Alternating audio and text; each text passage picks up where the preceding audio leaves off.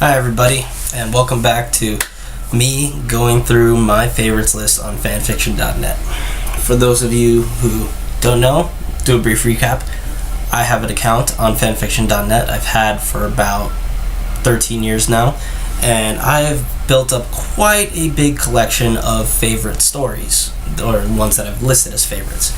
And so I've decided to go through my list. Sorted by publication date, going from the oldest to the newest. I'm rereading all of these stories and determining whether they actually deserve to stay on my list, and I'm showing my, bad decisions to all of you here and on Sufficient Velocity, where you can read this if you want.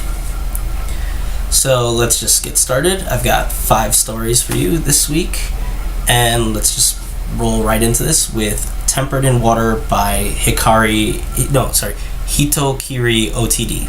Right, there we go.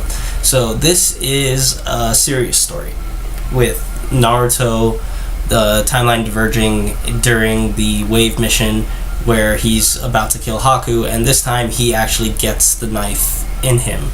And so Haku can't go to save Zabuza. Zabuza dies, and then what happens is he can't kill Zabuza's not there to kill Gato, so instead Naruto ends up killing Gato because he gets really pissed by what he hears him say and goes into Kyuubi chakra.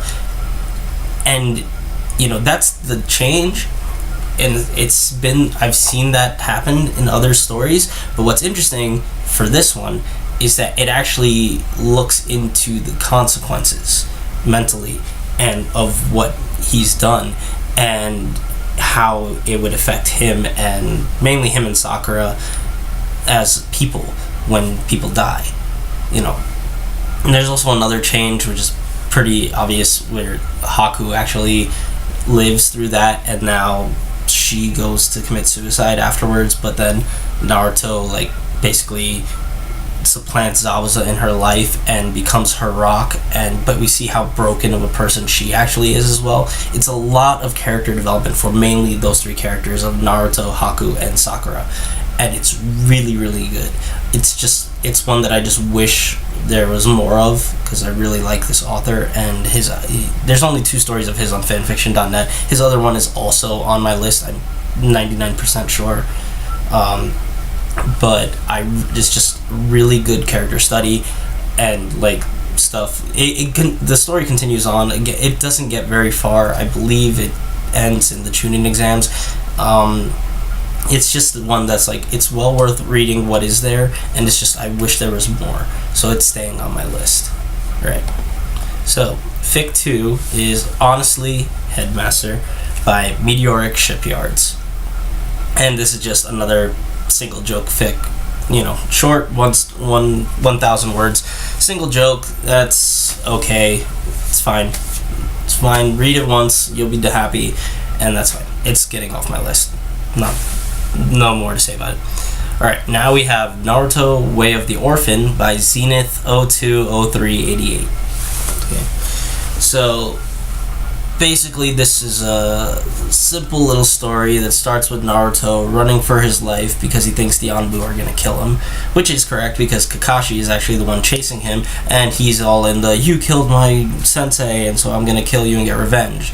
And then Naruto trips and twists his ankle, so he's like, "Shit, I don't know, I'm going to die," and he gets into the Kyuubi's chakra and transforms himself into a young girl.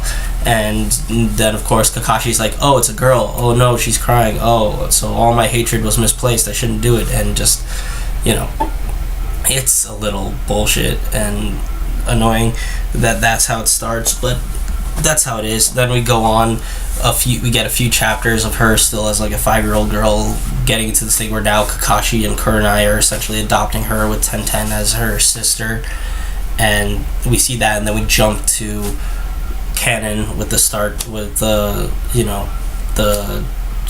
basically the first episode where she fails the test and gets the scroll and all that stuff. Everything still happens with only slight changes with the fact that she's a girl. So she had a few scenes with Shino, so now Shino really likes her and has a crush on her, and they're connected. And she's still just Naruto with a bit more training with weapons and stuff. what else is a big difference? Oh yeah, she gets a bloodline that just basically appears.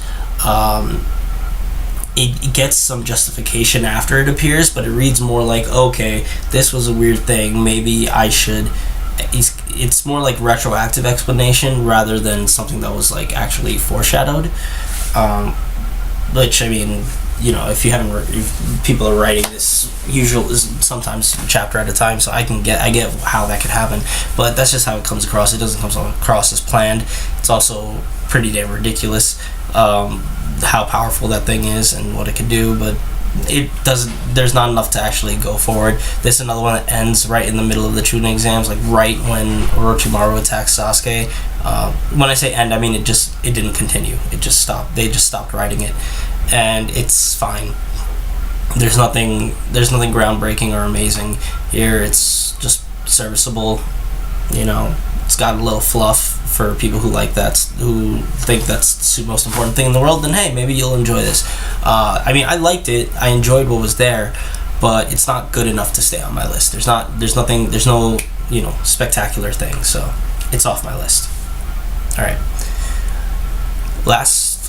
Next to last is Groundhog Day by Rorschach's Blot, and this is basically just a really streamlined version of the movie with Harry Potter as the main character. So we just, he gets the same thing. We're like, hey, I'm repeating the same day. I don't know why. And it takes a couple times. It's like, okay, now I realize that's what's happening.